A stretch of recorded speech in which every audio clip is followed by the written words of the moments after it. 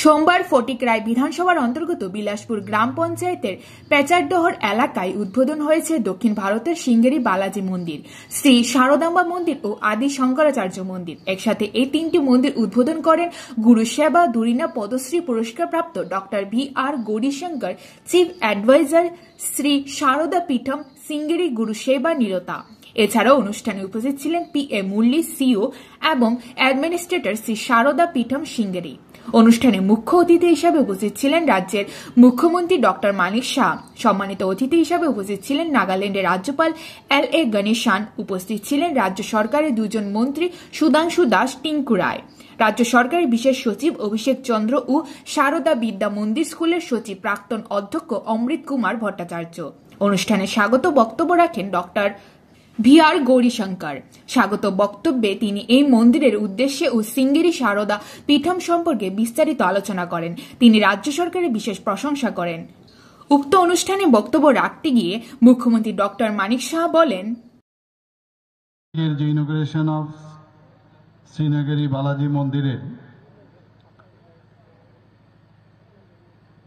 পেচাদর village এবং কৈলাস শহর ঊনকোটি ডিস্ট্রিক্টে একটু আগে আমাদের সবার হাত ধরে যে উদ্বোধন হয়ে গেল, সেই উদ্বোধনে আমাদের মাঝে মঞ্চে উপস্থিত আছেন his Excellency governor of Nagaland Shri এল.এ. গণেশনজি। And on behalf of Tripura, I welcome you, sir, that you have come here from a long distance. আমাদের মাঝে উপস্থিত আছেন Shri Tinku Roy, honourable minister youth affairs and sports and social welfare, social education. আর আপনাদের সবার প্রিয় এবং জনপ্রিয় বিধায়ক, পাশাপাশি ত্রিপুরা সরকারের মাননীয় মন্ত্রী, যিনি খুব সুন্দরভাবে আমাদের সামনে বক্তব্য রেখেছেন, শ্রী সুধাংশু দাস মহোদয়। আমাদের মাঝে উপস্থিত আছেন গুরু সেবা দুরনিয়া Padmashri doctor B.R.. Gauri শঙ্করজি, chief adviser Shri Sharada পীঠম।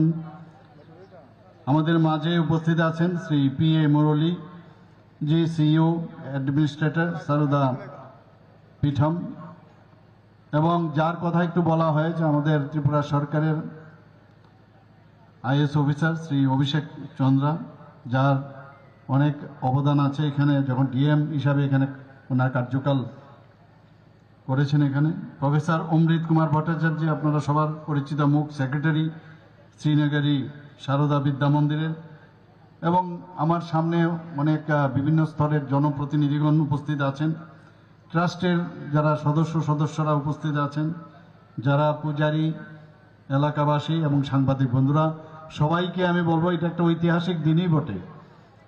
সেই ঐতিহাসিক দিনে এখানে যারা উপস্থিত আছেন সবাইকে আমি হার্দিক অভিনন্দন ও শুভেচ্ছা জানাচ্ছি।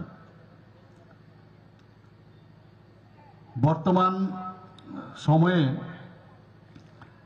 অনেকেই হিন্দু নবজাগরণের দর্শক বলে অবহিত করছে, কিন্তু আমি মনে করি এই দশক ভারতের বিশ্বগুরু হওয়ার একটা প্রারম্ভিক যাত্রা, তার ইনিশিয়েশন। গত 10 বছর ধরে লাস্ট যে ডিকেড, সে ডিকেডে মাননীয় প্রধানমন্ত্রী নরেন্দ্র মোদীজির যে নেতৃত্বে যেভাবে দেশ বহু কৃতিত্ব এবং সুনামের সাথে এগিয়ে যাচ্ছে, এবং দেশ তার পুরনো যে ঋত গৌরব যে ফিরে পাচ্ছে, সেই কারণে আমি বলবো যে এটা একটা হিন্দু নবজাগরণের একটা ইনিশিয়েশনের দর্শক বলে আমি অবহিত করব।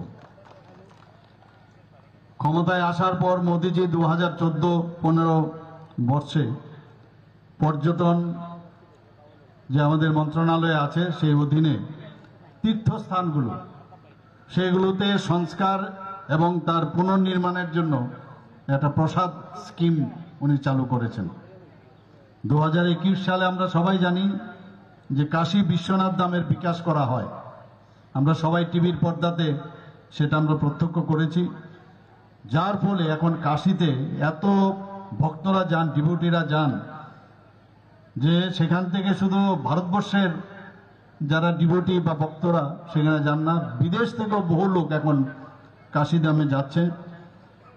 মোদিজি এবং যারা আমাদের স্থানীয় বিজেপি সরকারের যে জায়গাগুলো আমাদের বিজেপি সরকার আছে, সেই সরকারের যে যৌথ প্রয়াসে, বিশেষ করে মধ্যপ্রদেশের উজ্জয়নে আমরা সেখানেও আমরা দেখেছি বাবা মহাকালের মহালোক যেটা নির্মাণ ওনার কারণে সেটা সম্ভব হয়েছে।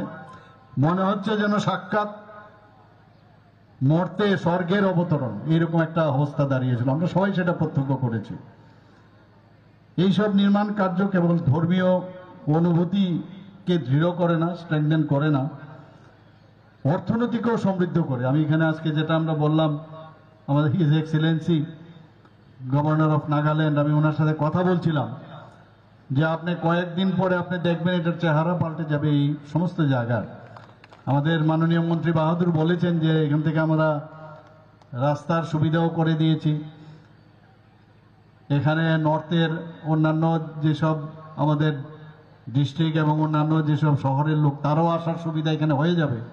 তো এখানে মানুষ যখন শুনবে এই ধরনের একটা, মানে আমি বলবো আমরা তো কোনোদিন কল্পনাও করতে পারি না এই ধরনের রিপোর্ট একটা মন্দির আমাদের ত্রিপুরাতে হতে